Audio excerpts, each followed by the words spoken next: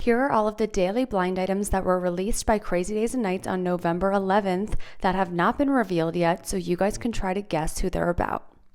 Everything here is alleged, not confirmation of allegations, and for entertainment purposes only. This first one reads, I told you when the former Bird CEO and the permanent A-list rapper started a company together that it was going to end up in a horrible mess. It is even worse than anyone suspected. People will be going to jail when the dust settles on this one. Number 2, this former A-list singer from back in the day was told to take her act to casinos around the country. She said she was too big for that and wanted a residency that has now closed early because no one wanted to see her perform. Number 3, the former adult star turned accuser of the producer/wannabe rapper has very tall tales of who she was trafficked to. Ask her for the details though, and she has zero clue. It is nice to hear someone drop some names though, even if it isn't true. Number 4, this A+/A-list mostly movie actor recently tried the Hef special and had 5 women each taking turns riding him.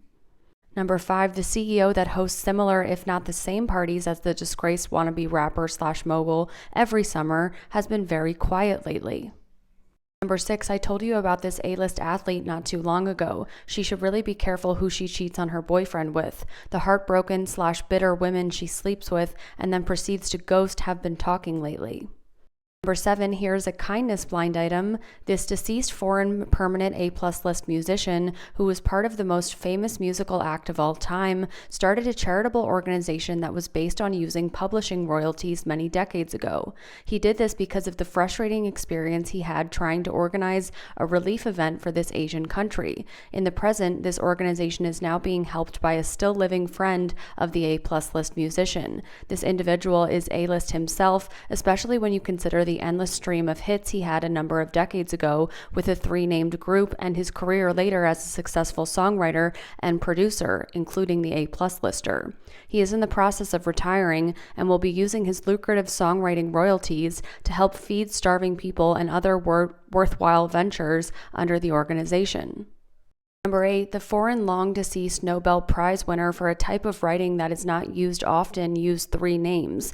Despite religious themes in some of his work, he was a highly X'd individual. When he was an old man, he took part in a then controversial system of treatment which was to restore vitality. As a byproduct of this, for a couple of years, he had a permanent erection. He dealt with this by working as a translator on an island where he could get away with having X with younger girls.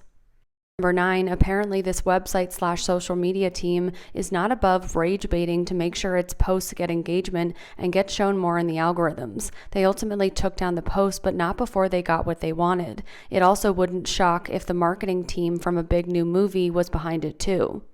Number 10, speaking of that new movie, one of the co-stars is pushing back at the producers who insist she always wear a certain color on red carpets. Meanwhile, her co-star gets to wear exactly what she would normally wear on a red carpet.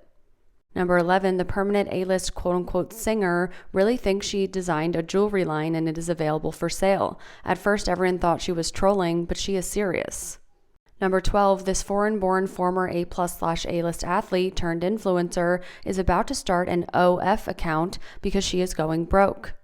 Number 13, this Nepo baby/former A-list celebrity was offered the chance to watch her boyfriend's sexual conquests live or on video. She chose video. Do the women know they are being recorded and watched after?